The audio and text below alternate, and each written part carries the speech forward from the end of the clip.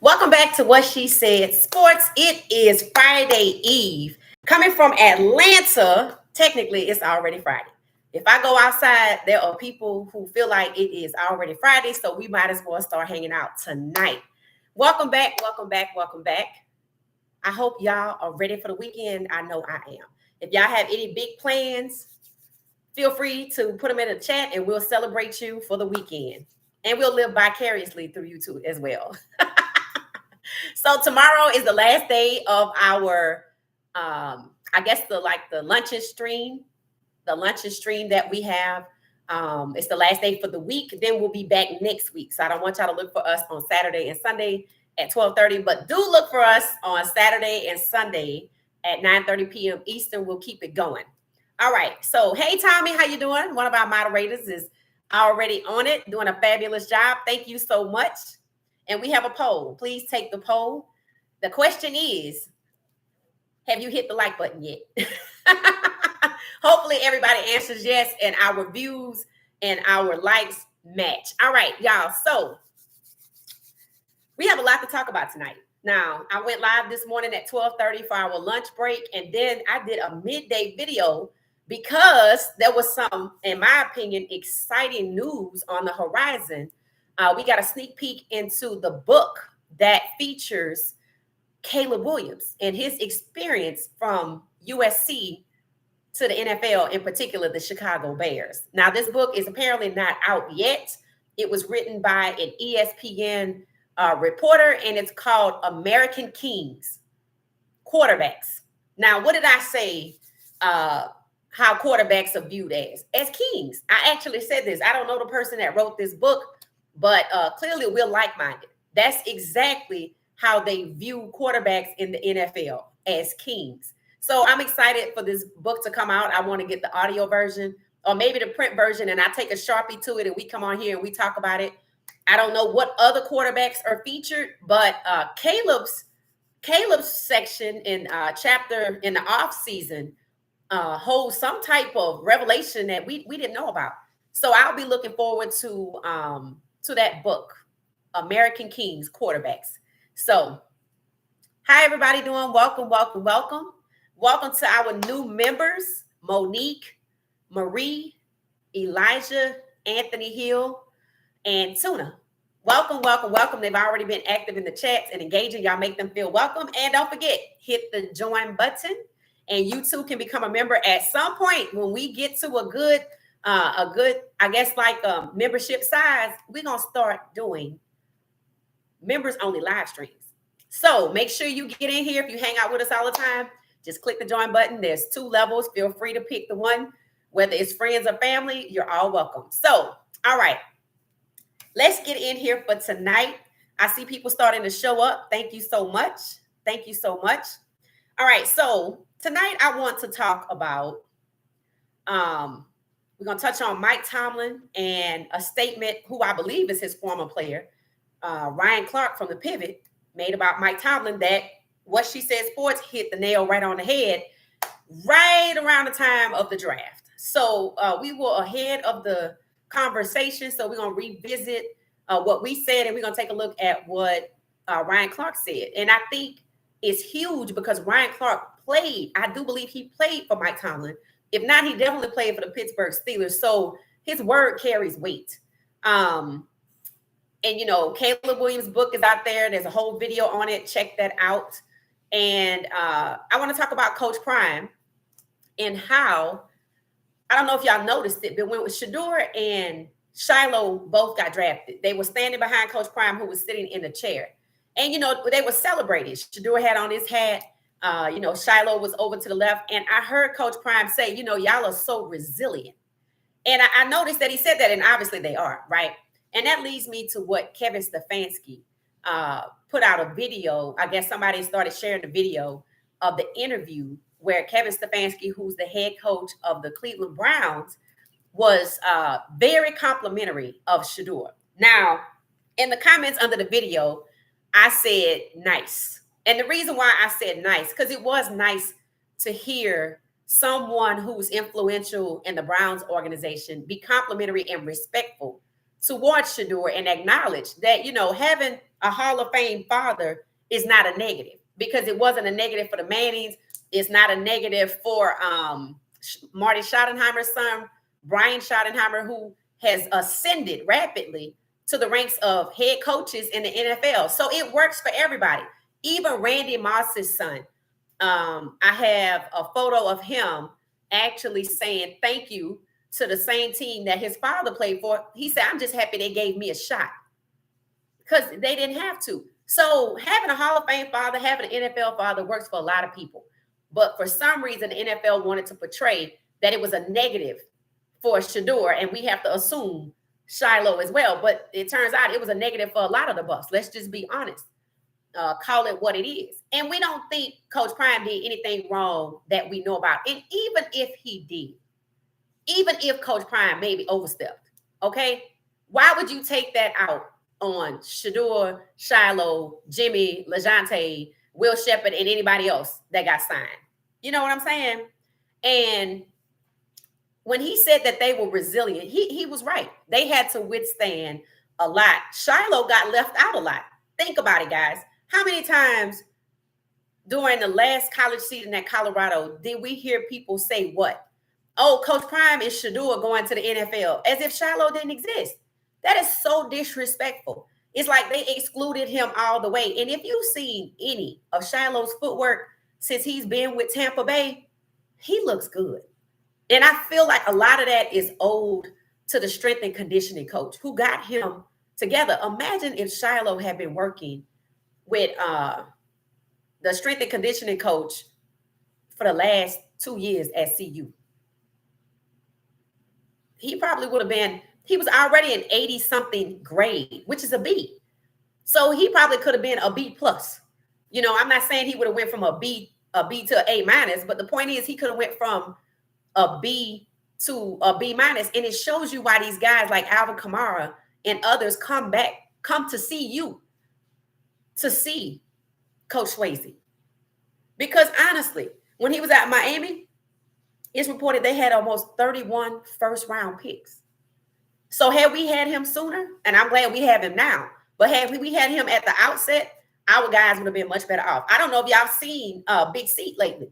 Big Seat looked slim and trim, not small, but, fit together. Like he been working out, and he looks great. His conditioning is top-notch, and it's only been since the beginning of the season, I guess the off season, that we've had Coach Swayze.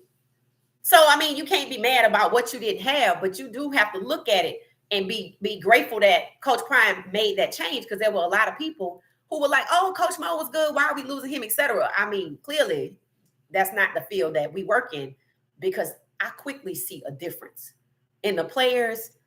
Definitely, you can see it. It's most visible, in my opinion, with Big C.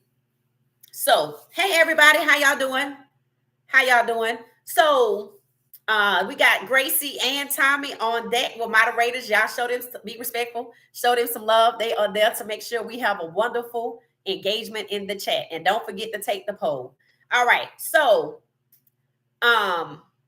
Coach Prime saying his sons are resilient is 100%. Stefanski basically saying that, Shedeur was raised right. And his Hall of Fame father is a plus. And you know what he said? He said, having a Hall of Fame father does come with some things. But for Shedeur, they're a negative. For Shedeur, they're a positive. And, he's impressed with how Shedeur, is ready to go.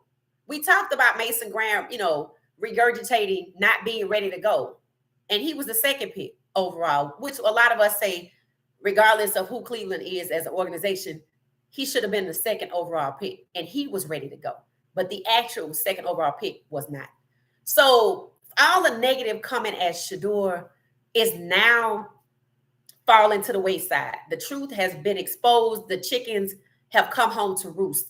And the takeaway from Kevin Stefanski's interview wasn't that he was just complimentary about Shedeur.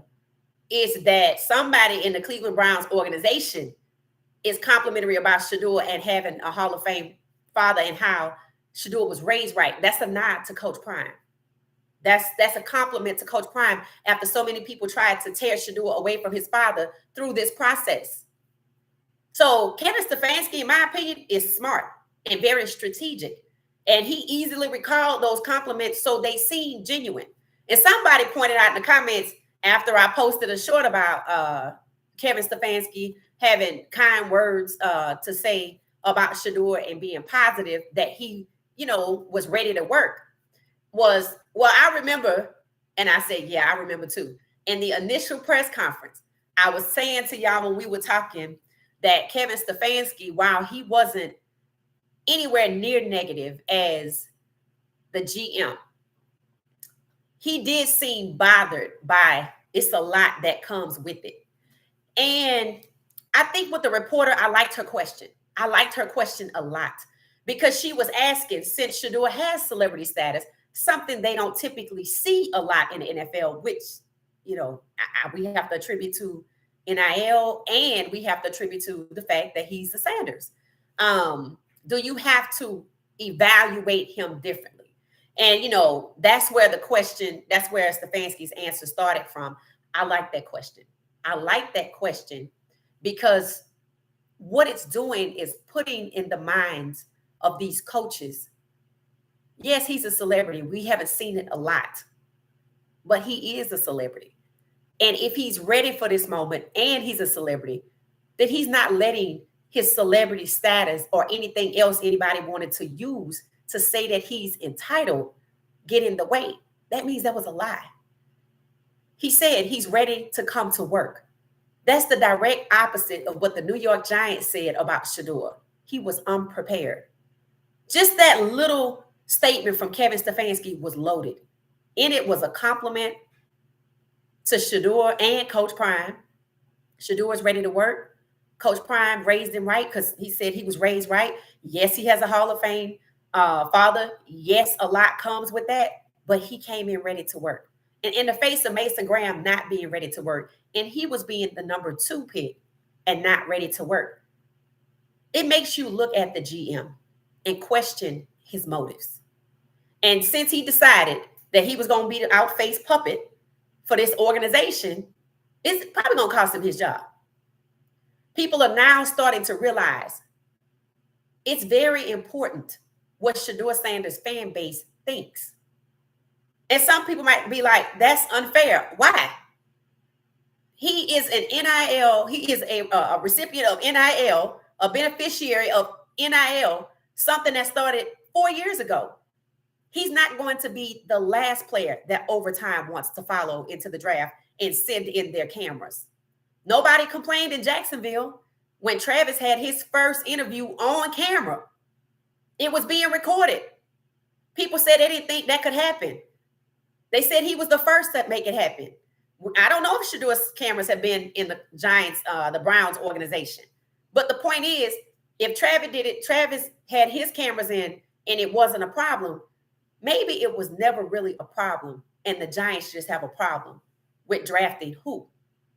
Its first Black starting elite quarterback.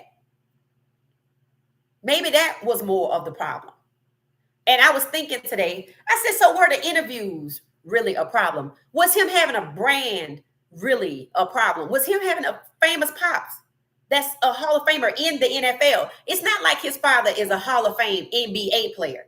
His father is a Hall of Fame player in the league that his son is in. So it's not like he's a stranger, but that's how they treated Coach Prime, and that's how they treated Shedeur. So Kevin Stefanski's 10-second response was loaded with respect for Coach Prime, respect for Shedeur, something we have not seen out of the Browns organization. So that led me to believe, I think things might be changing. I think we might be getting more aligned with getting on the right path and realizing you're not going to stop his shine, his celebrity, and his fans. And probably why? Social media. Social media. You can't look without seeing a video about people being disgusted with the way Shedeur Sanders was treated and how people are highlighting how inept, consistently inept the Browns organization is. how they consistently fumble talent. I was telling somebody there is a video out there with Deshaun Watson in the center and quarterbacks to the left and right of him with a caption that read, Cleveland is a team where quarterbacks go to die. I was like, don't.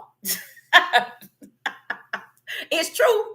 But to see the beautiful graphics and look at the caption, it just hits you right in the chest. If you belong to the organization, it might explain why we haven't seen Barry. I'm not saying they're going to fire him because clearly he's doing their bidding and he's comfortable with it. But Stefanski, whether they sent him or he decided to do the right thing and be honest, something we haven't seen from the NFL where Shedeur Sanders is concerned at all. This is the first time we've seen anybody be 100% honest about Shedeur Sanders with no negativity. In other words, yes, he's good, but it was no, he's not good. No, I mean, he was ill prepared for his meetings. Something about he flunked the playbook. It came out he never had a playbook.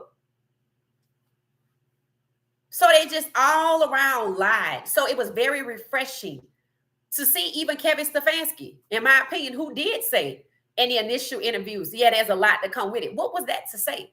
It just shows you that the NFL clearly not paying attention to what's going on in college. But it's funny, Jacksonville didn't have a problem with it. So did Cleveland really have a problem with it?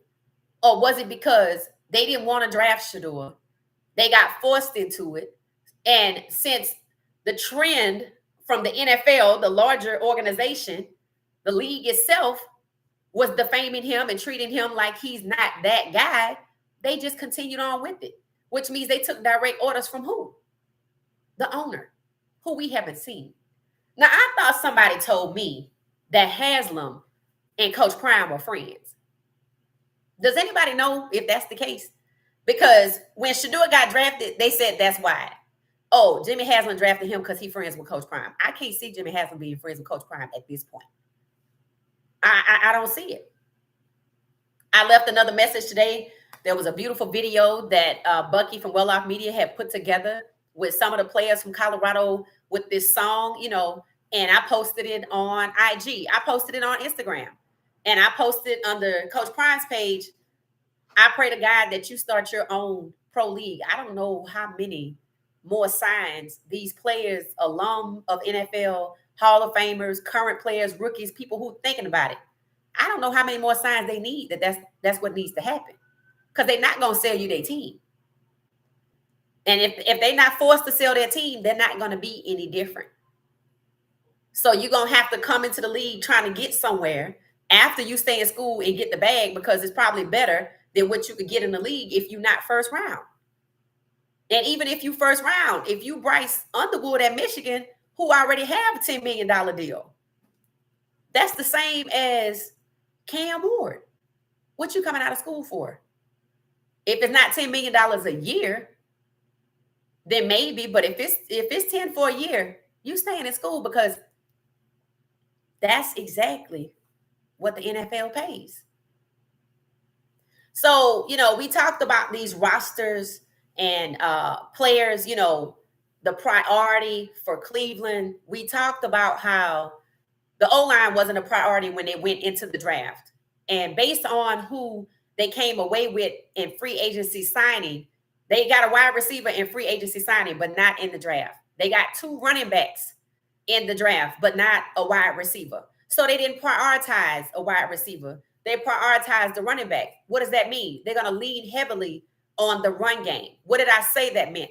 They don't expect much of Dylan Gabriel. So his height wasn't an issue. They just want him to pass off the ball, which explains why they didn't replace the left tackle in the draft, because they feel like the guy with the 54 rating is sufficient.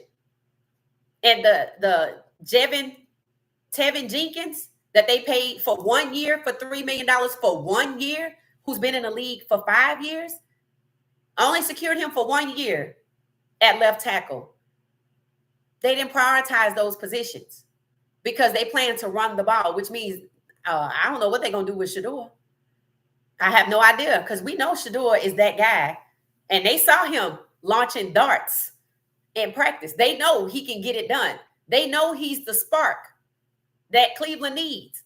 And I still don't think that's enough for them to keep him on the team, because the strategy that they have built did not prioritize for a quarterback to be in the pocket looking for somebody to get open. It's so Dylan Gabriel could take the ball and quickly pass it off to Keyshawn Judkins or whoever it is. That's their strategy, to run the ball. So why be mad that you have Shedeur? Why not sit back and figure out how you can make it work, since you could get further?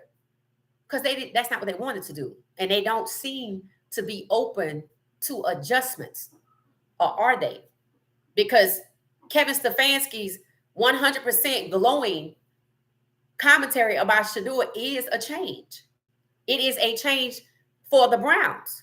And that's where it starts. And then when we see the GM be equally positive, whether he apologizes or not, when we see him come out with an about face, when we see Haslam finally show up and maybe shake his hand or say hi or show him some respect, then maybe we'll see it happening in the NFL. And when we see somebody in the NFL who's running for cover right now, brave enough, whether they ever admit they're wrong or not, but to be a man and look him in the face and say, you're built for this. Along the same lines of Kevin Stefanski, you've been prepared for this. Your father did a good job raising you and your brother. We're happy to have you. Then we'll know things are changing. So right now, Kevin Stefanski's glowing commentary of Shedeur Sanders, in my opinion, was strategic. He decided to take a step aside from what we have seen of the organization. I feel like his job is safe and it might be somewhere else. In other words, I'm not with them. That's essentially what he did. I'm not with them.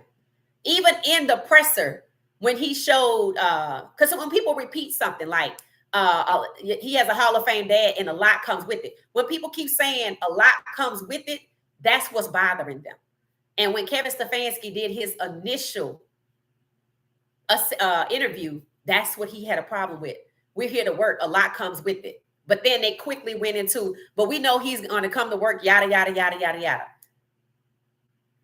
But now he's all the way in. That's different for the Browns.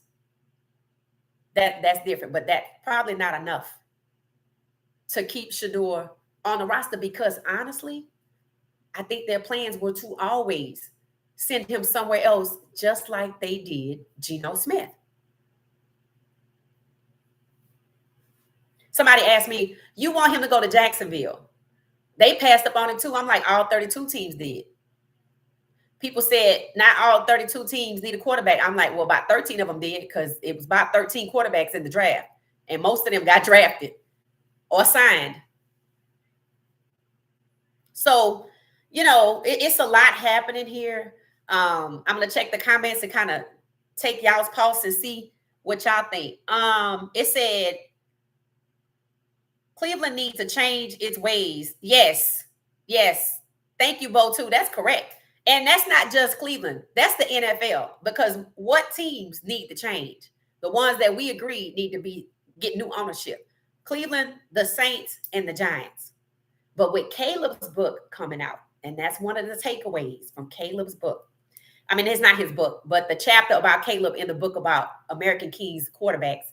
The takeaway is that other people have had issues with the NFL before they got here, and they were thinking of doing something different. Caleb said he was thinking of going to the UFL. He and his father consulted with lawyers to see if they could somehow do something different, I guess, outside of the collective bargaining agreement. But here's my thing. If they went through all the trouble to get lawyers to talk about the collective bargaining agreement, he said they even basically were negative, put out negativity about Chicago and the Bears. They went through a lot to make sure Caleb does not go to Chicago. And one of the quotes that I saw is like Chicago saying, we drafted you anyway. I'm like, hold on for a second. Why couldn't they go to the UFL? Because Warren Moon went to the CFL. We said Shedeur should have went to the CFL. But Shedeur got to go wherever God opened the door and stay there till he opened the next one. We get it. But Caleb, before he got to the NFL, was thinking about the UFL because he was trying to avoid what? the worst team in the NFL. And guess how many times Caleb Williams got sacked? 68. And I told y'all that what people are already asking. So they didn't even know what team Shedeur was going to. But what they said in the comments were, how many times will Shedeur Sanders be sacked? They didn't ask that about Jackson Dart, Will Howard, Kyle McCord, Tyler Shaw, Quinn Ewers. How many times will Shedeur be sacked?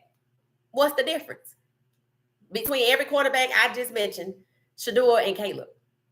Because it happens to the young black QBs, the rookies that start, because there are people that don't like that. See, there's people to lie. There's a few people, in my opinion, because I don't think it's the whole league. Just because you saw 32 teams stand down, Pat, I'm telling y'all, they got a hierarchy, a pecking order, if you will, when it comes to those owners and who get to say what. If you a new owner, you probably like, okay, I'm gonna just have to go along with the rest. I do believe that is the thing, because if there was any conversation that Pac-Man Jones, some information he had about Shedeur going to Jacksonville, what the hell does that mean if the Jacksonville Jaguars want Shedeur to put him with Travis and Cleveland didn't? They're not the same. But there is a hierarchy, there is a pecking order, and if you knew, you probably got to just come on in here, sit down. And heaven forbid, if you don't look like them, or you have melanin in your skin or your accent or something, you probably don't have no decision-making power. The Jaguars probably could decide is we're going to get Travis, and Cleveland said, well, we couldn't refuse for what they gave us for Travis services, what they gave us for Travis to be on the team. I can't imagine what it's like when you're new. I'm assuming the other 32, 31 got to vote on the new person. And we didn't see Washington, not that they needed a quarterback, but the fact that they have an ownership group with Magic Johnson, what happened to Shedeur still happened to Shedeur. You know why? Because it came from way at the top. The hierarchy is the NFL, the league itself. Then there's the owners and everybody else. That's why Magic Johnson, there was nothing he could do about it. He may have not even known. That's not something you tell everybody, but they did send it out in an email to 2,000 people. So that didn't even help. So if that don't help, I don't even know how being a minority owner is, meaning you have melanin in your skin, you have an accent. I can't imagine what that's like. I can't imagine if you didn't want to go along with this, but you just got to go along with it, and now maybe you got to get dragged into it. How you gonna break rank if you're the only one? If this is what these people are hell bent on doing, because you got to understand something. The league been out since 1920. Since 1920, they've been acting this way since 1920. They have expansion teams. They have new owners. Teams have been sold, bought, and sold. Washington Commanders, even though they got better, they look like they still had to go along with the bullshit. They got new owners and actually got better and still had to stand down pat. That should tell you that collusion runs deep. And there's a pecking order when it comes to the owners. And the Saints, the Giants, and Cleveland, three of the worst teams are the ones that are fighting progress. You're going to have to grip these teams out of the clutches of their cold fingers, because they enjoy the power, not just the money, the power and the influence that being an NFL team owner brings.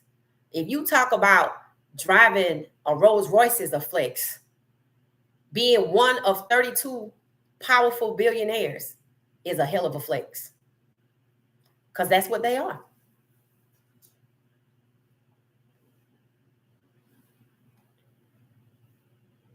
Let me see. It says Jenkins is smart because 5 years in the NFL, you can be invested in. Right. And that's what I was saying. I said, oh, he already made it to retirement. So this $3 million is like, hey, do something good with it, because you're on the way out. Tab King. DeJuan Jones will be Cleveland's left tackle. So tell us about him, Tab King. Do you have high hopes for him? Let us know. Hey, everybody. Hey, Jerry. Welcome, welcome, welcome. Joanna said, hey. Oh, Joanna was saying hi. They've always wanted complete control of the front office, right? And Andrew Berry clearly is a face. And we talked about Mike Tomlin. So this is a good time to segue to Mike Tomlin being what I said. What did I say? Anybody on this podcast, right around the draft, what did I say about Mike Tomlin? I think it was probably before the draft. I said Mike Tomlin has perceived power. So when Ryan Clark, who played for the Pittsburgh Steelers, if anybody know if Ryan Clark played under Mike Tomlin, let me know. Yes, he did. Yes, he played under Mike Tomlin. It's huge for him to come out and say that Mike Tomlin has lost his voice. In other words, he has no decision-making ability. I said that. And why did I say it before the draft? Russell Wilson. Y'all know Russell Wilson was a part of that collusion case. We talked about that. We now know because I did a video about it, about the top 3 QBs that get sacked year over year are all black, rookies, and 2 vets. Russell Wilson was one, and he was sacked the most in one particular year when his jersey looked like it was still orange. 100 times. That sounds like punishment. So they're using sacks of the quarterback as punishment, retaliation, or just straight up punishment. In Caleb's case, Caleb was sacked 68 times. Was he sacked 68 times because he tried to get out of being drafted by the Chicago Bears and they were like, we gonna draft you anyway? Retaliation, punishment. This is not how corporations work. Make no mistake about it. The NFL is corporation. So are all 32 teams. They are franchises. Think your favorite Chicken Shack, Chick-fil-A, and it's franchises. Its franchises have to follow the rules. But see, the problem is when the NFL, the league itself, which sits at the top, is corrupt, then it gives license to the rest of the teams to be corrupt as well. Because who do they think will protect them? The franchisor, the one at the top.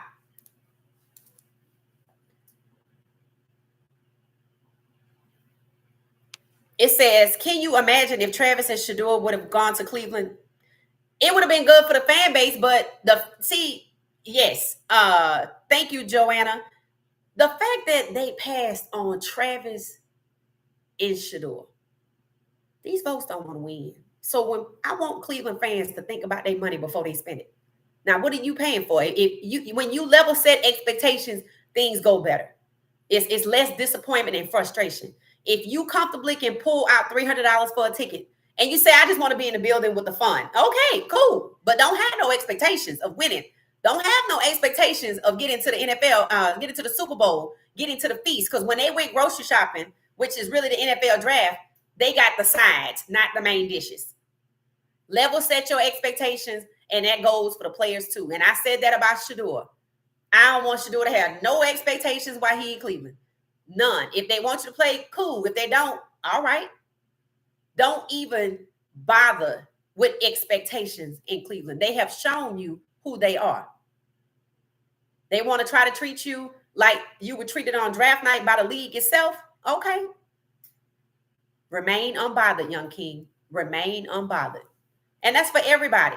If they're coming out of school or if they want to, if they are already in the league, that go for Travis too. Just go on out there and play ball, Travis. Don't even worry about it. If y'all get to the Super Bowl, one of the reasons Jaden Daniels was predicted to be a bust wasn't because of his skill set, was because he was going to Washington. They predicted Caleb will be good, even though Chicago was the worst team in the league, and Caleb ended up getting sacked 68 times. How's that for predictions? So essentially, what the analyst was saying, and it's supposed to be some guru, no matter how good Jaden Daniels was, and he won the Heisman, he was predicted to be a bust because Washington is that bad. But Caleb was predicted to win, and wasn't he a Heisman winner too? Yeah, he was predicted to win because he won a Heisman winner his junior year or his second to last year. And he came out number 1 and went to the first team, and clearly he and the first team were trying to wrestle. And I can't wait to read the book to find out what made him actually decide to join the NFL if he was thinking about going to the UFL and took the step to hire lawyers to try to figure out how to get some things done. That's why I got to read the book. I'm going to be right over here with my Sharpie. We're going to be like, on this quarterback, this is what happened. Because the timing of this is also a huge takeaway. The timing of the book. The timing of the book is huge because Caleb is telling us that he didn't want to go to the UFL, and we're going to find out why. And then we're going to hear somebody else's take that had an issue with the NFL, who also is a Black quarterback. Long-standing history. And people said, oh, you can't say, there were biases or, in the draft against Shedeur because he's a Black quarterback. I'm like, because the guys from 2024 got drafted, Caleb Williams, and here come his story.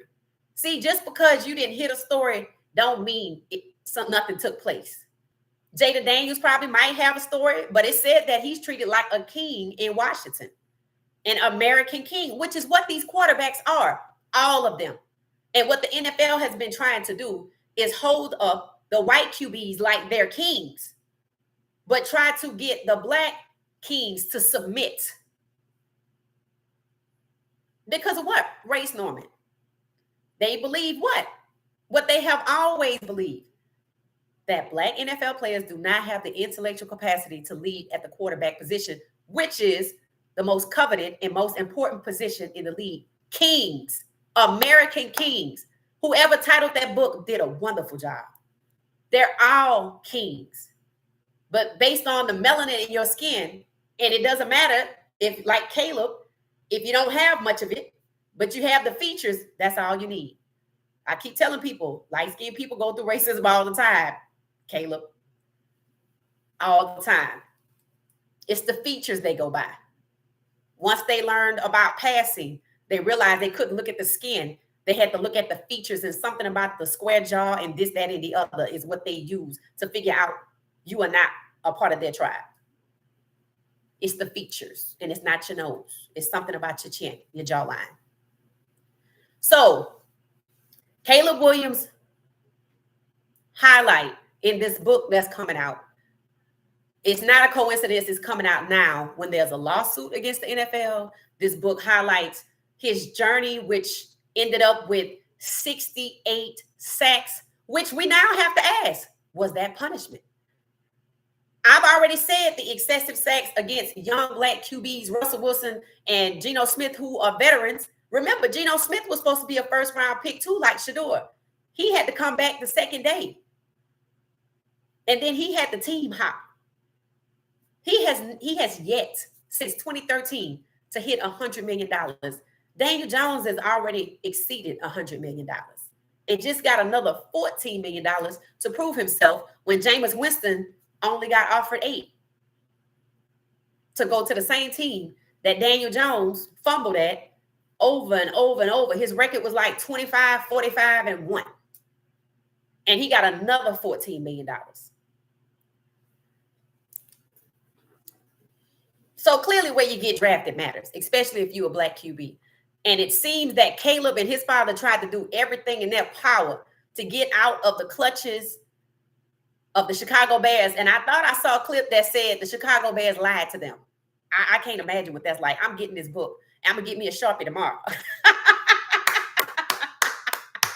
going to be out in this book. So y'all, this is what they said.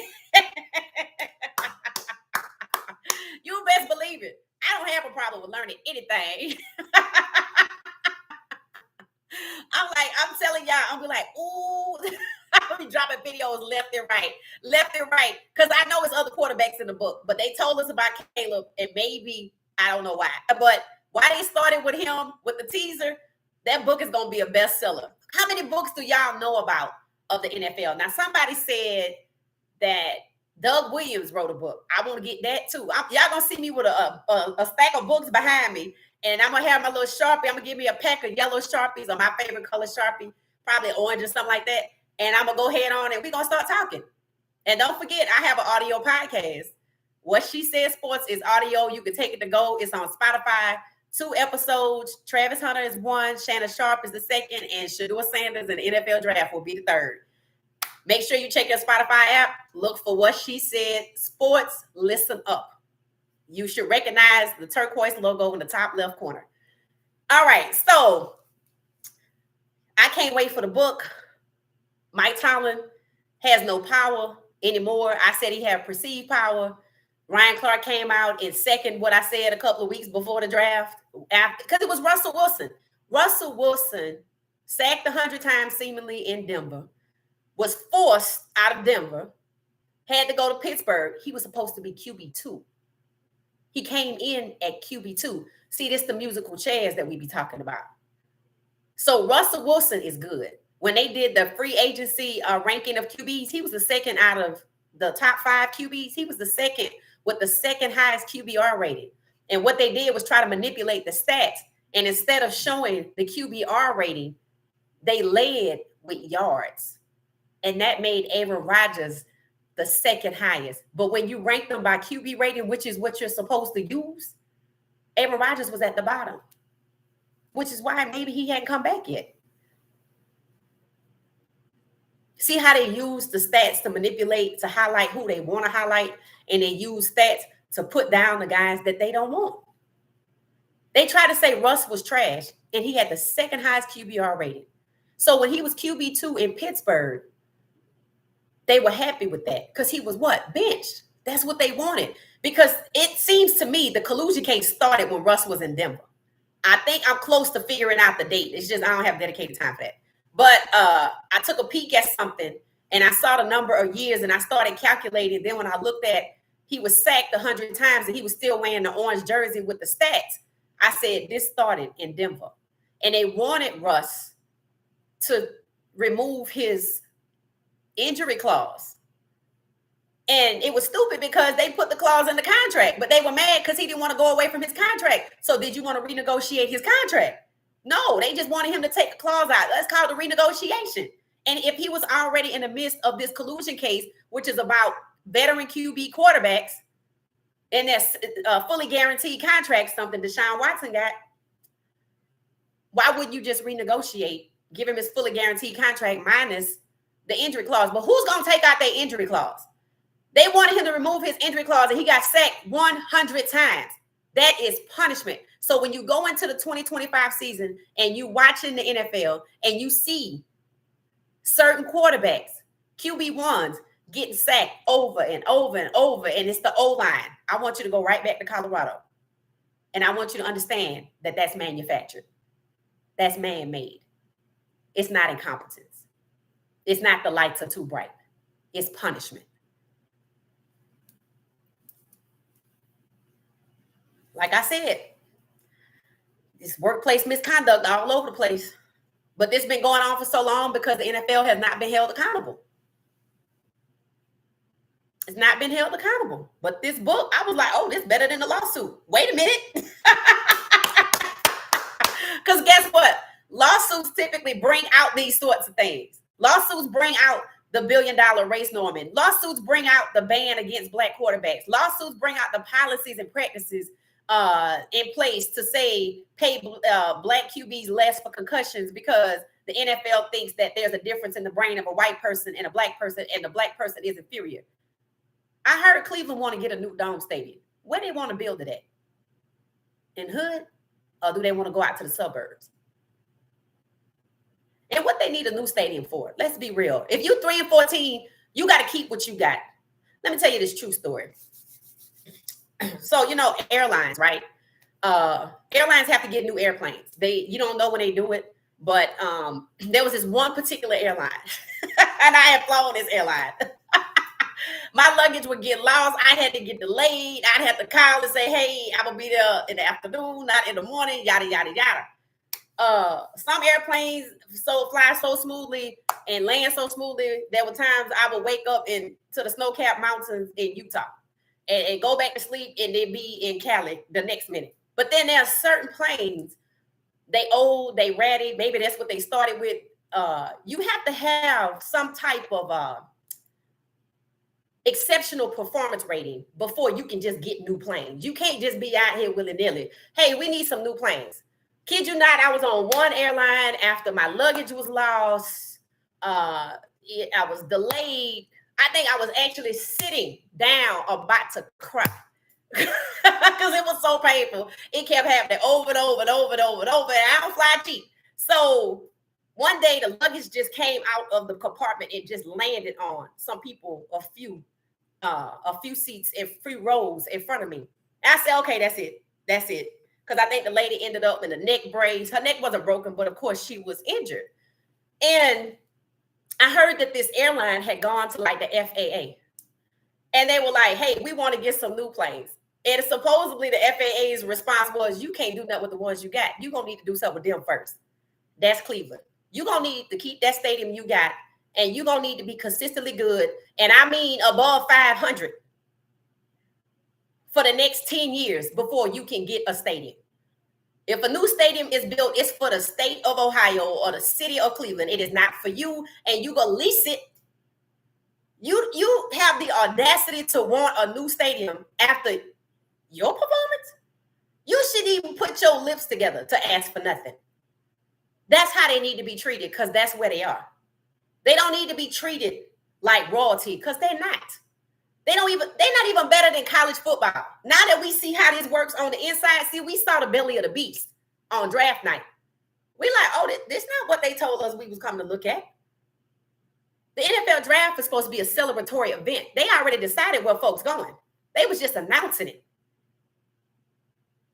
But they invited us, 7.3 million of us, to watch them publicly humiliate Shedeur Sanders. Why? Because he has a brand? Because his father's a Hall of Famer in your league? Because the New York Giants lied on him and defamed him? Because y'all say y'all didn't want quarterbacks like Shedeur Sanders before the combine, which meant he should have never made it past the combine. Matter of fact, you knew before the combine you didn't want quarterbacks, plural, like Shedeur Sanders, so you should have never invited him to the combine, but you wanted to use him. And now you're exposed. See, that's what happens. That's called karma.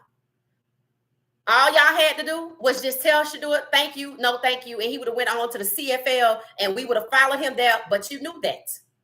And that's why you didn't tell him that you don't want quarterbacks like Shedeur Sanders. So you tried to show him that he was nothing. And now we know you ain't nothing. That's what happened when you try to exploit people. You end up getting exposed. That's called karma. And it's going to keep on happening and keep on happening. And now, honestly, I'd rather just run back to college football and be excited watching Colorado play Georgia Tech, because it feels real and authentic. This is just fake. It's just fake. I might as well go back to watch basketball. Hell, the WNBA start tonight or tomorrow. I'm probably going to start paying attention again, because I think this is worse than that. I didn't see the belly of the beast with them. I just saw their marketing strategy was racism. I didn't like it. Maybe I got to give them another chance, because this is disgusting. They're not going to never do right. They've been doing wrong since 1920 against one particular group of people. And they charging elite prices for a subpar product filled with nothing but discriminatory practices against the people that's making them the money. Plantation fantasies. Candyland. Boy, you do as I say. You can't ask for a trade. Oh, you can't say that you want to change the team. Why not? They need to be changed. We thought we were watching competitive sports. We are watching WWE, which is World Wrestling Entertainment. And you know why they had to switch to entertainment, I do believe, was because it wasn't real. We had to know it was entertainment. That's not what the NFL has been selling, but that's what they want to push forward, because they can control the entertainment. They can't control the competitive sports because of who is leading in the majority of the competitive sports that they are in the business of. But you know, they can sell their teams if they don't like black quarterbacks being QB1s. The majority, why you don't sell your team? You see, again, you want something from what these players could bring, but you don't want to respect them. That's not going to end well for you. Somebody who's huge is not going to the NFL. Next class or two. After they start staying in school, somebody who going to leave, the UFL right now could approach with a bag in equity, the same as Vince Carter got when he went to Canada to play for, I think, the Grizzlies. If the UFL give anybody who's a top name, who's a Shedeur, who's a Travis, who's a Cam Ward, maybe an Abdul Carter. Anybody like that, the top 5, if they offer them the bag and equity, the Vince Carter deal, best believe it's going down. That's all it's going to take. And when they go, guess who's going to? The sponsors. All of these people, when they make those decisions, Caleb is showing us what they had to go through to try to sidestep the NFL. And from what I read from briefly, supposedly they were lied to. I can't imagine what the lie was. But Caleb Williams' section in this book is in a section like a chapter called Off Season. So they lied to them about something. So these people didn't want to go to the NFL. Sounds like the NFL, the Bears, which is still the NFL, because the NFL know what the Bears got going on. You think Chick-fil-A don't know what one of their franchises got going on? Of course they do. So the NFL seemed like they lured him in because they found out he wanted to leave. But then when he came in, and even if it was on the line or not, then he got punished, sacked 68 times. So now I want you to think differently when you're seeing certain QBs get sacked over and over and over. And the sad part is it happened to Bryce Young, who's also a Heisman winner. He's also a young black QB, sacked somewhere between 60 and 90 times in his rookie season. And it was getting ready to happen again in the second season. They're like, oh, we're going to bench him. You don't think maybe you should look at your O-line because what, they don't know how to play now? How many times have I said I side-eye offensive lines? This is the reason. CJ Stroud put his team on his back. And then his sophomore year, they don't know how to function as an offensive line. And now Cleveland don't have one. And they didn't even go get one. So somebody was saying they got this piece, they got that piece, and so-and-so going to be the left tackle. What is their QBR rating? I mean, what is their offensive lineman rating? Is it the person with the 54? Is it somebody else? What is his rating? Why are they getting the most important positions like they secondhand? Even in college, when we talked about Ohio State, where Will Howard just left, won the Natty, they had the $20 million roster first before anybody publicly. We talked about how they tiered their payments. The QB was the most money. Why? Because the QB is the most important position on the team, which is why they don't want certain people in NFL with these positions, because they the highest paid. So the QB was $2 million. And I noticed who they got the most money, the second group that got the most money. Who you think it was? You think it was the defensive line? You think it was the defensive tackles? Do you think? No. It wasn't the wide receivers. It wasn't the cornerbacks. It wasn't the punter, the kicker, or none of that. It was the offensive line. Because after the QB, the offensive line is important because you got to protect the QB. Then you got to get your receivers because they got to throw the ball. Then you got to get your defense together because I'm going to need you to go ahead and stay out here so we can keep the ball away from them. Then the punter, the kicker, etc. It does make sense. And that's why you see them fighting so hard to keep Shedeur Sanders from being number 17. 17 to 32. We know Shedeur is a QB1. We know he would start. That's a no-brainer. That wasn't up for debate. Even people who said they didn't really care for coach, they called him Deion Sanders, which means they came from back in the day. They even said, I don't like Deion Sanders, but his son is the best thing in this draft. And they wanted you to think it was Cam Ward because they know Cam Ward could not be number 17. Jalen Milroe could not be number 17. For one, they didn't even talk about Jalen Milroe. Not that he's anything to be overlooked. Because when he ran that 4.37 at Pro Day, it should have been Shedeur, Cam, and Jalen. Let me just be honest. First, 1, 2, 3 in the first round, because there were at minimum 3 teams that needed starting quarterbacks. But they didn't want those 3. They couldn't stand for those 3. 1, 2, 3 to make the most money in the draft. $40 million, $38 million, $36 million, 15, 16, 17, 18. Majority of starting quarterbacks. And once Jalen Milroe would have taken number 18, ain't no turning back. That meant next year, it could be 1. Then it's going to be 19. And then if somebody get hurt, that's 20. That's what they were trying to avoid in this draft. And they needed a lie because they couldn't come out and say, well, we don't want the majority of the starting quarterbacks to be black. So here's what they said before the combine. We don't want quarterbacks, plural, like Shedeur Sanders. We don't want that kind of quarterback. We don't want your kind in our neighborhood. That's exactly what they meant. It had nothing to do with his brand because he's not the only one with a brand. It had nothing to do with his dad because Lamar Jackson is not the son of Deion Sanders. And it happened to Lamar Jackson. It happened to Geno Smith. It happened to Jalen Hurts. On and on and on and on and on. And when people say a prime tax, what they are doing is allowing these people to sneak out the back door with discrimination again in the NFL draft. They devalue them on purpose because they can't stand for them to make the most money. Whoever titled that book American Kings got it right because that's what they are. And they can't stand to think of the same black QBs that they think don't have the intellectual capacity to lead teams because black people's brains are inferior to whites. They cannot stand for them to be seen as kings and the most important person on the team. They can't stomach it. Which I don't understand about racism is these people ain't playing. They not gonna ever change. They can have a come to Jesus meeting. They could have sold the team if they hated it that much, huh? But the thrill of Candyland feeds some of these people. And it's probably the people associated with the worst teams, the Giants, the Saints, the Browns. So Caleb's father was right. His son should have never have gone to Chicago.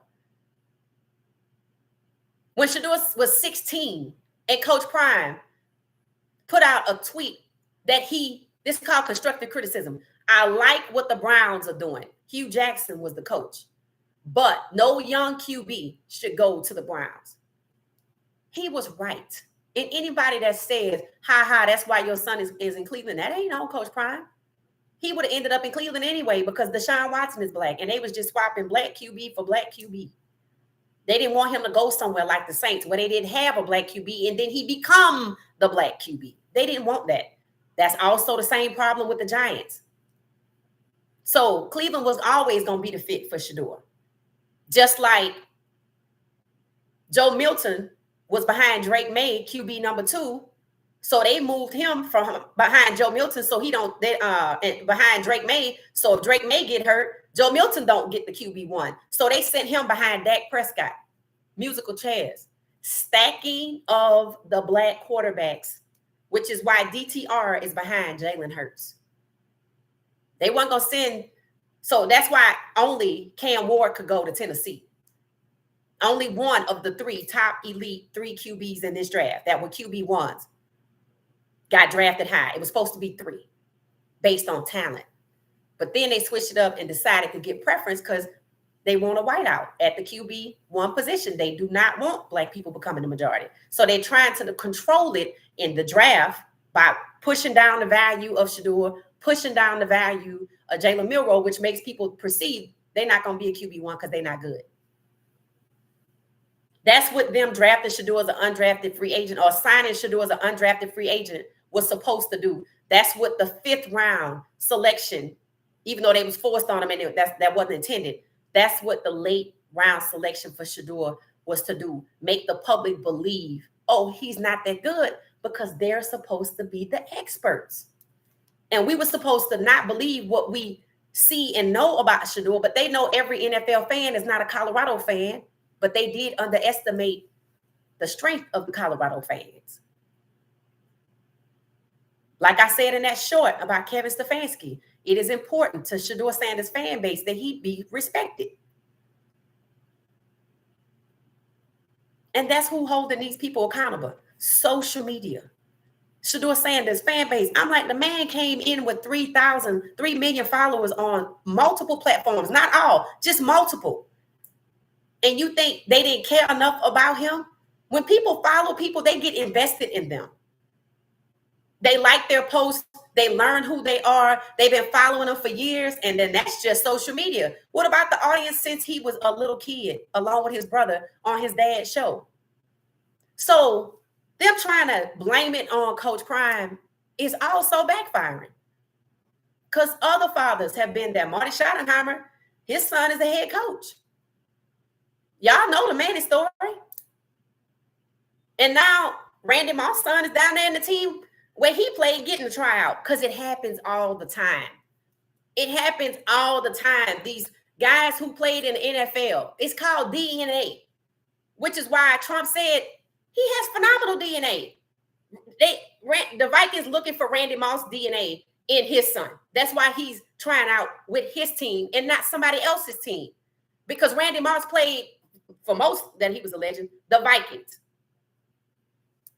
Shiloh and Shedeur should have been on somebody's team anyway, not just because Coach Prime is their father, because they're good. Did Coach Prime ever play for Tampa Bay? I don't think so. Coach Prime also never played for Cleveland, which is a team that was intended to draft Shedeur. And they don't want to talk about it no more. But if you go back to the initial press conference, and I have it on video, Kevin Stefanski said it out of his own mouth. We interviewed Shedeur extensively. We know exactly who he is. Even Barry said it. We interviewed Shedeur Sanders extensively. We know he's going to come in and work hard. So why did you make that very condescending message to him on the phone in front of your boss? Oh, we want you to come in and put your head down and work, and we know your fame. So essentially they're trying to say his fame is bothering them. Is he going to be the last famous player to come out of the college? None of the Mannings were famous when they came out of college. Eli or Peyton, were either one of them famous? I'm sure I could sit down and ask AI, who were the famous college players that went to the NFL, and it's going to tell me. Let's see if it's more than Shedeur. They didn't want worried about Shiloh fame because the cameras like him too. It's because Shedeur is a quarterback. That's why they don't even talk about Shiloh like that. Even though he's good, it's because they were targeting Shedeur because he's a quarterback. That's why the statement from the insider to Mel Kiper Jr. was, we don't want quarterbacks, plural, like Shedeur Sanders. Because they don't. That's why you got Tyler Shaw to the Saints and Jackson Dart to the Giants.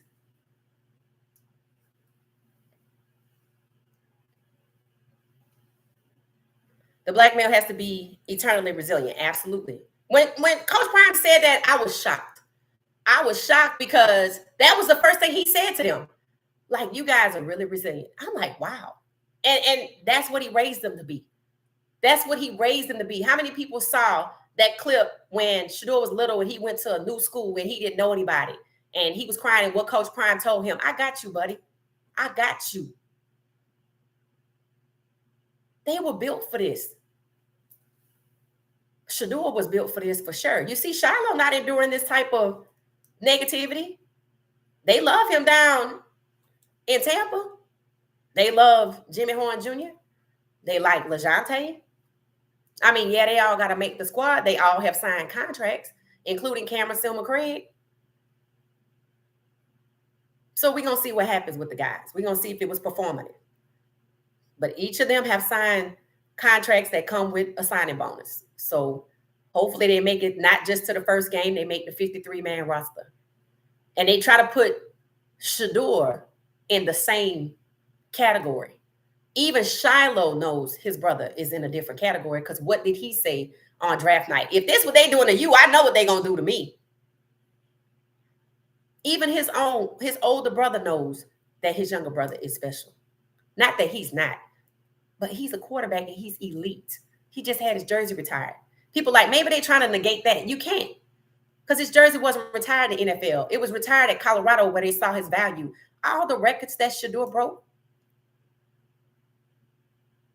my heart only ached for him because it seemed like everywhere he go, he got to get hated on, maybe with the exception of Jackson State. But hell, even Southern was hating on them at Jackson State. Anybody remember the little locker room video they made at Southern that people say was disgraceful? Because, they call themselves beefing with Jackson State. But Jackson State was above that.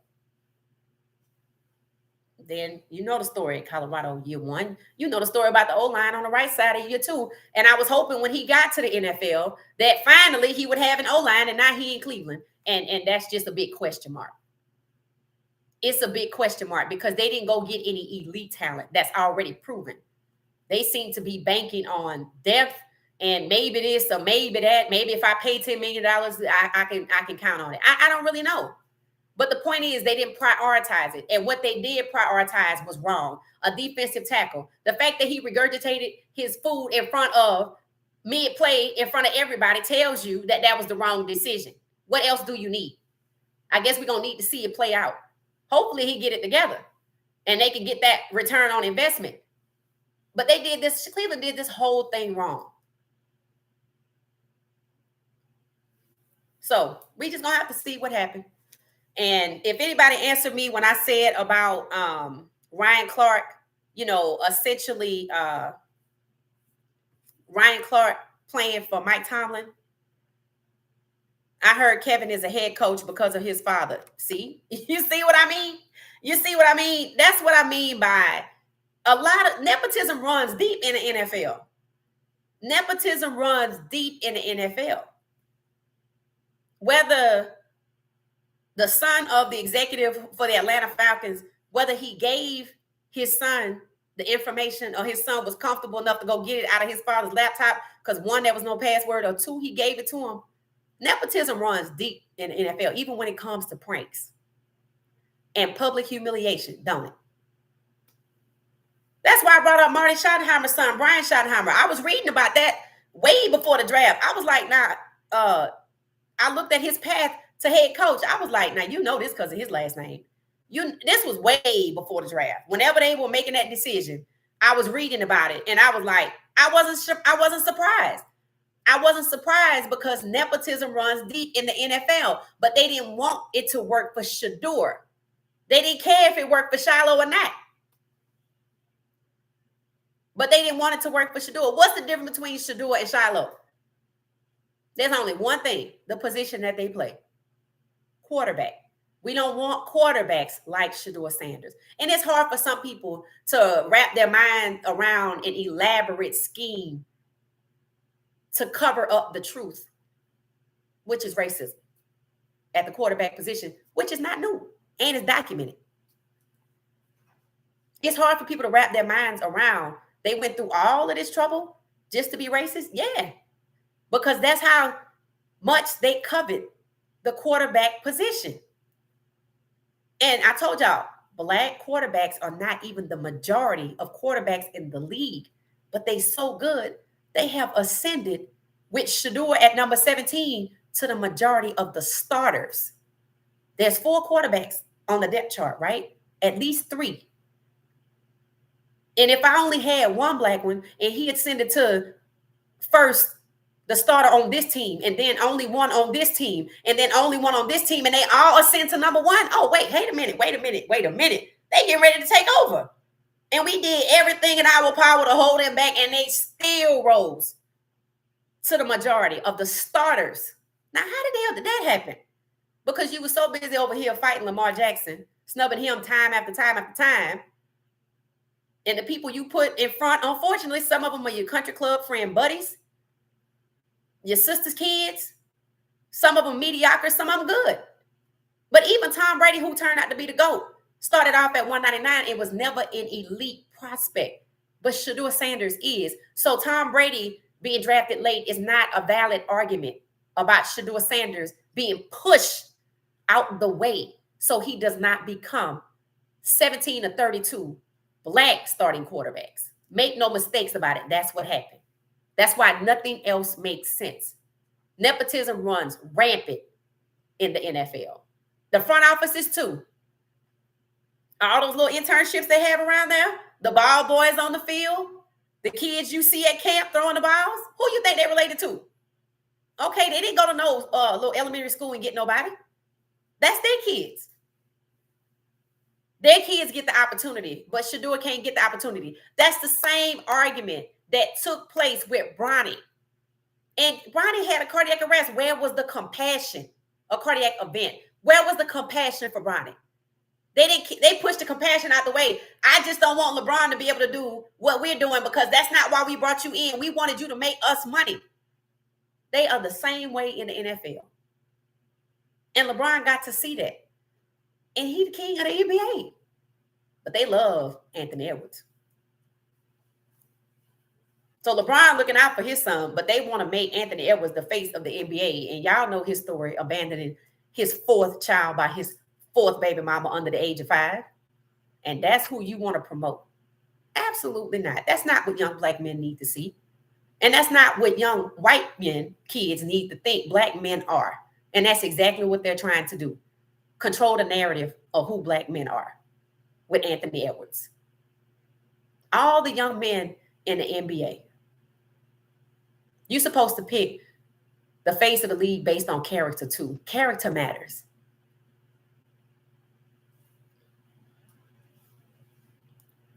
Cam Newton was talking about how many sons of coaches be in the draft interview. Yeah, Shula, Turner, exactly. But and that's how you know that it wasn't about Coach Prime.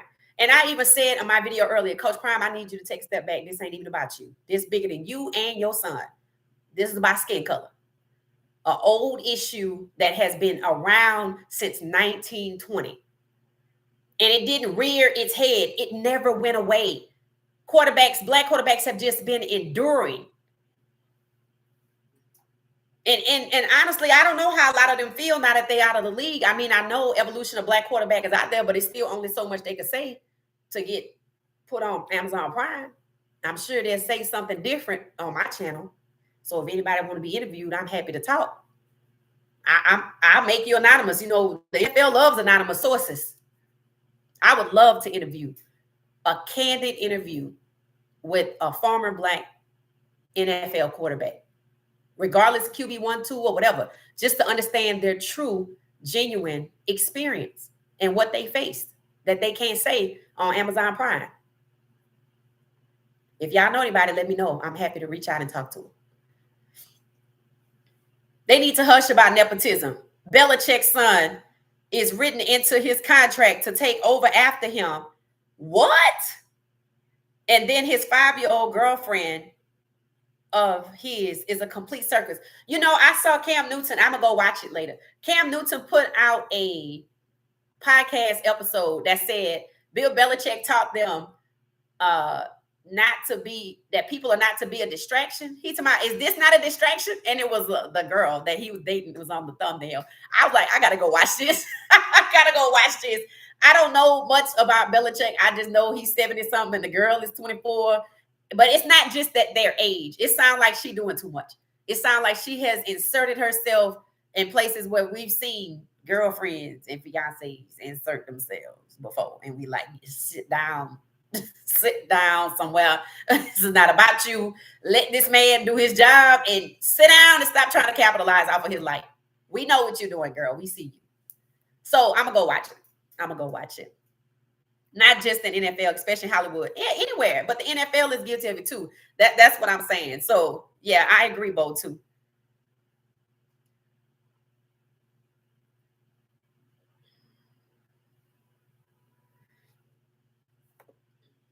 All right. We got 77 of us here, 71 likes. I can't ask for more than that. All right, y'all. We're going to get ready to wrap this up. We'll be back tomorrow, lunchtime. We checked off all of our boxes.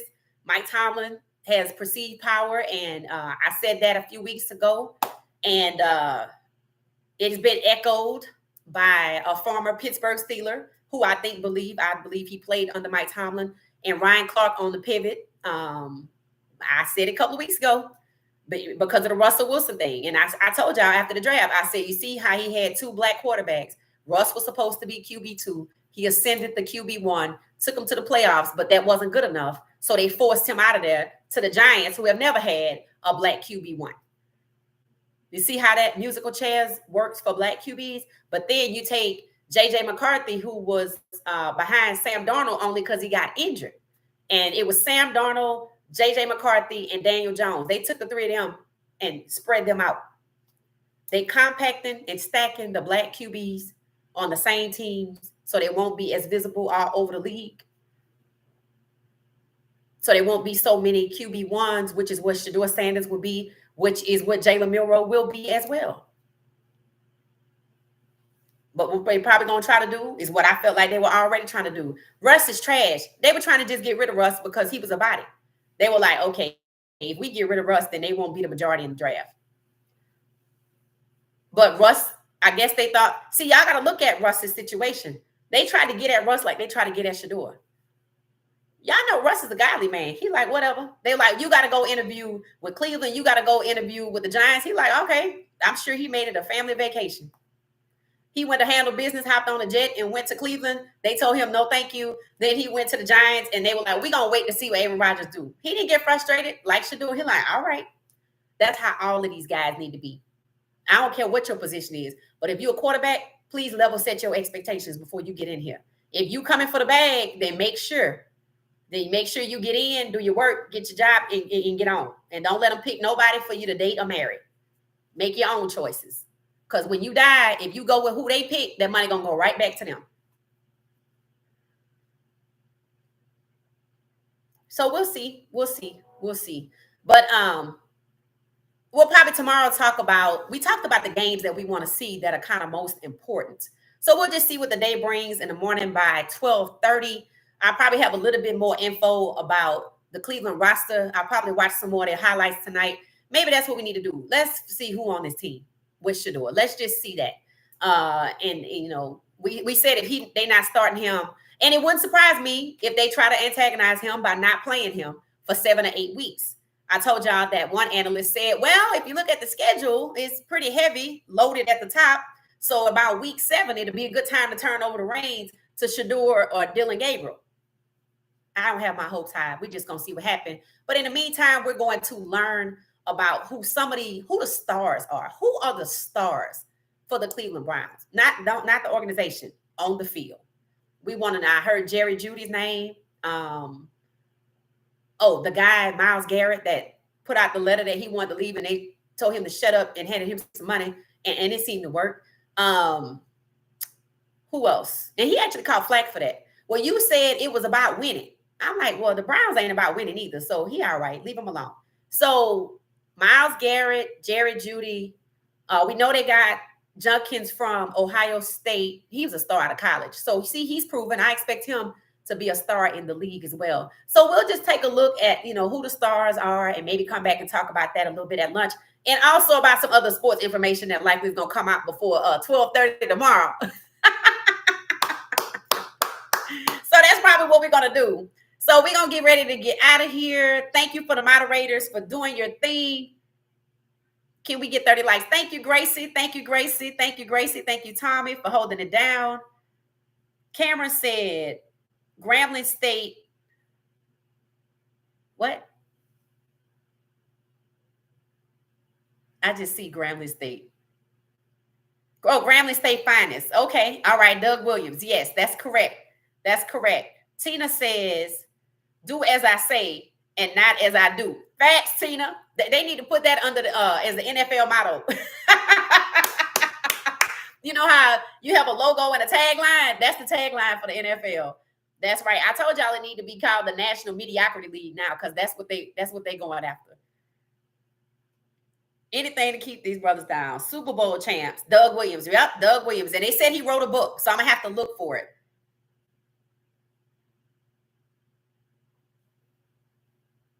Where is all my energy coming from? What? Who are my parents? That is so funny. Bo too. What? It says, Cameron says, so they can't say we can't with the Super Bowl. We can't win the Super Bowl thanks to Doug Williams. Facts.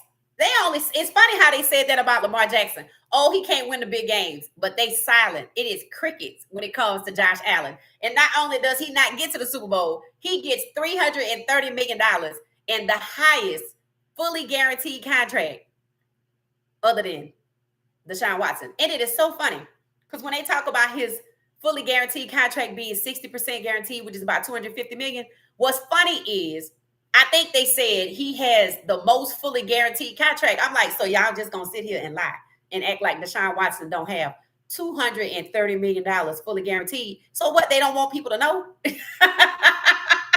That's what the collusion case was about. The veteran QB said it was colluding against them, and the NFL was found guilty of colluding right before the Super Bowl, which is why it came out right before the Super Bowl, so y'all wouldn't notice.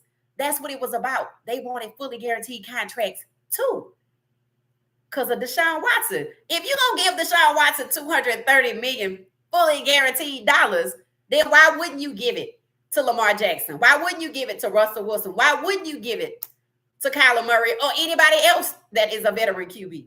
Why would you only give it to Deshaun Watson? That raises a lot of questions.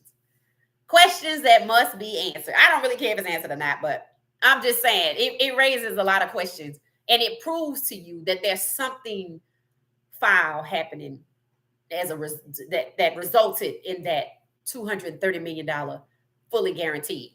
So now Josh Allen, who can't get to the Super Bowl either, gets $330 million with, I think, 60% or $250 million fully guaranteed. Yeah, just that much of it. Let's see if Lamar Jackson gets that. Let's see if they let him win a Super Bowl. I told y'all during the season last year, I said, Lamar Jackson need to ask the Baltimore Ravens, do they want to win a Super Bowl with him? Because that's what this problem seems to be. They don't want him to get the Super Bowl because everything they did to him in the draft, how they colluded against him in free agency, how they snubbed him out of his third MVP, would say that the people who tried to force him to switch to wide receiver were wrong. And they don't want to say that because the way they felt about Lamar Jackson is the same way they felt about Warren Moon. It's the same way they felt about Doug Williams, and the same way they felt about James Harris. It's the same way. They felt that way about CJ Stroud. They feel that way about Caleb Williams. They feel that way about Shedeur Sanders. That's why when people said, Cam, you ain't safe. You might have got drafted, but you might want to look up on Caleb Williams and CJ Stroud and Bryce Young and see what happened to those starters. Those young starters coming into the league. They don't like that. There's too many people out there that have decision-making ability that seem that they can compromise their O-lines to make sure that these young black QBs that's coming in, taking over the QB1 positions, feel that pain. Maybe it's supposed to be a deterrent. You know what they say. They treat them like they in a sundown town and the lights have gone out and you need to get the move on or you know what's going to happen to you. That's what it's like, how they treat them. And I told y'all I had a theory about it. It's on video. Has a quarterback ever been interested in, have the Giants ever, they might have, I don't think so. I feel like they were the last team to have a black quarterback out of all 32 teams. They were the last. So see, they fought it. They held out as long as they could without looking ridiculous. That's what they did with the draft, which is why they lied on Shedeur, because they needed a justification for holding out even further and not choosing talent, choosing preference over talent. So it's not a coincidence they were the last team to have a black quarterback at all. Now they're probably one of the ones that people realize is fighting having a black starting quarterback. They're not the only one. Hey, 22, how you doing? The thing is, Lamar Jackson should have been the MVP. Yeah, Lamar Jackson should have had 3 MVPs by now. They snubbed him out of the last one because how can I give Josh Allen, who's the number 2 QB on record? He's not the best. He's number 2 QB on record. How can I give the number 2 QB $330 million? Well, if I make him the MVP, then people will buy it. See, they do a lot of things for fans to keep coming and paying. Once fans realize what's really going on, now don't get me wrong, there are people that they want to go to Candyland. They're fans that want to see Candyland play out every day because they feel like the NFL does. But that's not everybody. That's not, a lot of people don't want to be associated with this. That's why they keep trying to dress it up as it's Coach Prime's fault, or trying to dress it up like, well, it's really Shedeur, or they trying to dress it up, it was his interviews, or he have an entourage, or he's just not that good. And they looking at him in Cleveland going, I thought y'all say they wasn't that good. The same audience that's been lied to over and over and over and over and over. It's the same people. They happy to come and watch Candyland unfold. But that's not everybody. That's why social media is buzzing and turning, if you ask me, on the Cleveland Browns. When they really should be turning on the NFL, and it might get there. It might get there. But right now, people are turning on the Cleveland Browns, and the Cleveland Browns probably like screaming to the NFL, I need y'all to help us. And that might be why Kevin Stefanski rattled that question off like he did, like he didn't even have to think about it.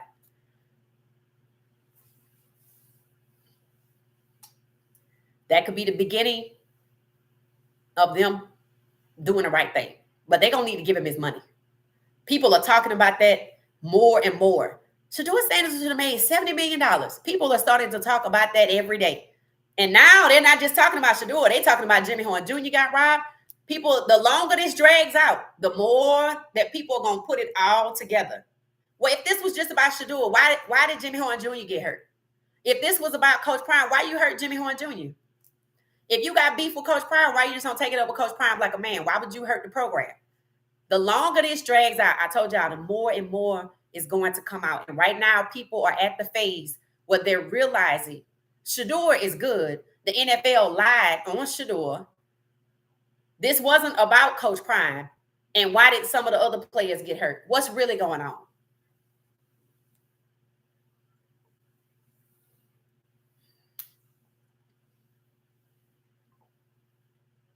Lamar should have been in at least 2 Super Bowls by now. Well, he definitely should have been in the made it to the AFC, was it the AFC championship game? Was it that whatever championship game he was supposed to be in? That ball drop, I told y'all that was not a coincidence. And it was not a coincidence who dropped it. And it's not a coincidence how long he been with that organization. They wanted him to be the hero. Or did they? The hero to do what? That guy was messing up before halftime. And the first thing they did after that game was come back the next business day, the first business day or the second business day. Oh, we're not making no major changes to the team. We have moved on. We watching draft film. That came from their GM's mouth. They didn't even want to address getting rid of somebody who messed up so poorly, who had been with the league for so long and was not effective enough. Matter of fact, he was so ineffective, they had to go get other people for Lamar to throw to. And that's who they chose to in a critical moment to throw to. It's not a coincidence it didn't work out. It seemed a little planned to me. And now that you see how the belly of the beast is ugly, it's very possible that that was a plan. They do not want Lamar Jackson to get to a Super Bowl. I have said if Lamar Jackson wants to win, he got to leave the team that he's been with since that draft, where they let him sit as a Heisman candidate to dead last. Somebody came in the comments and said yesterday when I was talking about what happened with Shedeur, but Lamar Jackson got drafted in the first round. I'm like, that means you don't understand how this works. He was number 32 in the first round. He was also the Heisman winner, which means he was the best QB in college, and they took his peers before him. Round after round, just like Shedeur. That's why he had his head down. But I'm proud of Lamar Jackson for not converting to wide receiver like they had done so many other black QBs. But they still taking it out on him. And I said that after that game. I said, I believe he is still paying for his choice to stand up for himself. So Lamar Jackson is one that's going to have to seek happiness elsewhere and just have fun playing on Sundays, Super Bowl or not. Why try to get somewhere when they trying to stop you? Just go out there and have fun with your guys. Collect your bag, live your life, be private from them, and you'll be fine. That's really how you got to do it. That's how you got to move. Because the more you want it, the more they're going to play keep away. That's like Shedeur with the number 2 jersey. People telling me all the reasons in the world why the 12 is okay. I said, I didn't never say the 12 was okay. I really don't care about whether it's okay or not. I don't care what it stands for. But they are trying to treat him like he's not on the same level as Travis, not on the same level as Cam Ward, because they have their numbers. So they're trying to hold him out to be less than what he is, which is why he was going to be forced into free agency. And to be honest with you, it might have been better off, and then he wouldn't be in Cleveland. He could have picked, because they said Shiloh chose where he went. So maybe free agency would have been better. because the money's not that much different.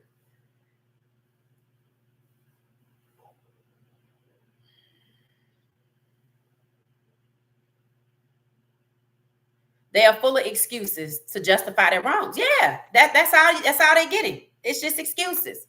It's just excuses. Excuse after excuse, and it's the scapegoating of Coach Prime, the scapegoating of Shedeur. This is ridiculous. So we're gonna see if anybody else in the Cleveland organization is aligned with respect from what we seemingly saw from Kevin Stefanski today. You know, my thinking is, did he put himself up to it? Did the organization put him up to it? Or they are now about to do a very slow motion about face and show Shedeur some respect because the fans say he's the spark that the team wants, that they need, that the organization needs as terms of being winning, which means he would be exactly who he said he was, as advertised when he stood on that podium at the combine. It said he want to go to an organization where he can change the culture into what? Winning.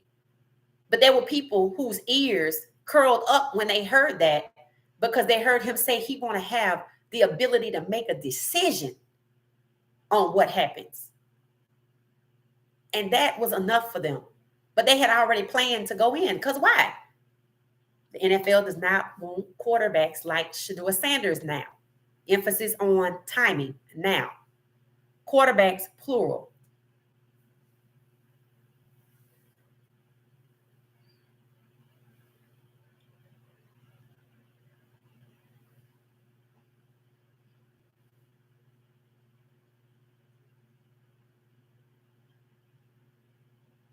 That's right. It was a ball drop.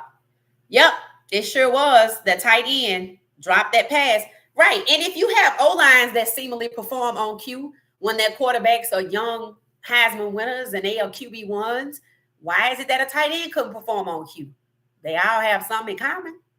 The O-lineman that we're talking about and a tight end. It's not far-fetched. That's why college football is appearing more exciting. And after witnessing the belly of the beast on draft night, it's only Shedeur and the other guys from Colorado that's why we're still here. And we say if they don't start him, we're not watching. We're not protesting. We're just not wasting our time. When if they start him or they play him or whatever, or they being fair to him, then we'll watch. But right now, we got to take baby steps. We just saw signs of respect from the head coach and a nod to Coach Prime that he was raised right. So we'll see what comes afterwards. We just going to keep side-eyeing the Cleveland Browns franchise, and we're going to learn about the stars who are on the ground. We talked about the O-line. There's other units we need to talk about. We want to talk about who's the number ones at each position so we can get to know who the stars are. All right, y'all. So we're going to get out of here. We made it to 1 hour and 32 minutes. All right.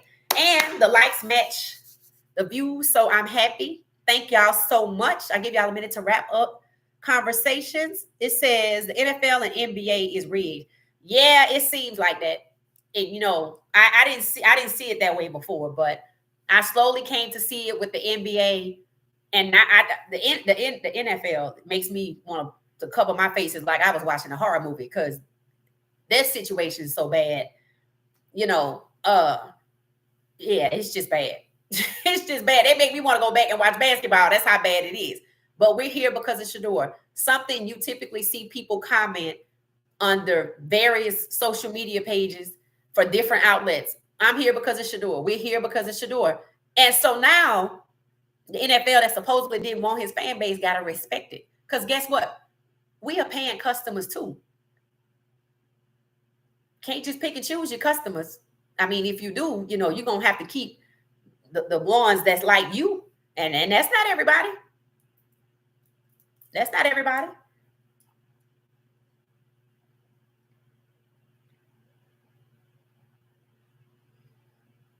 Most NFL owners were upset with Jimmy Haslam guaranteed $230 million. Maybe because they didn't know that he had to do it. Because you're not going to tell me the NFL was... How were they mad with Jimmy Haslam? They weren't mad with the NFL for letting it happen? Don't they have a league in the league over the owners? Isn't it the league and the owners of franchises?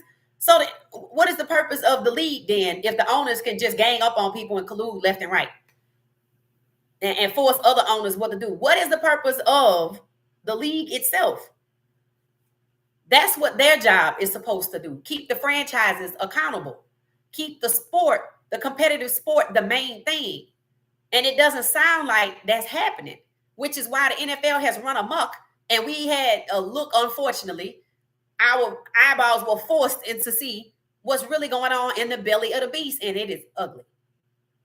It is ugly. I just want to focus on college football, but our guys are here. So we're going to be here. We talk about our guys, and that's it.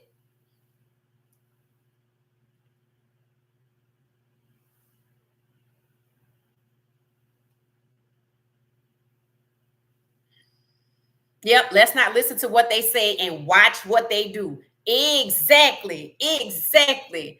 That's it.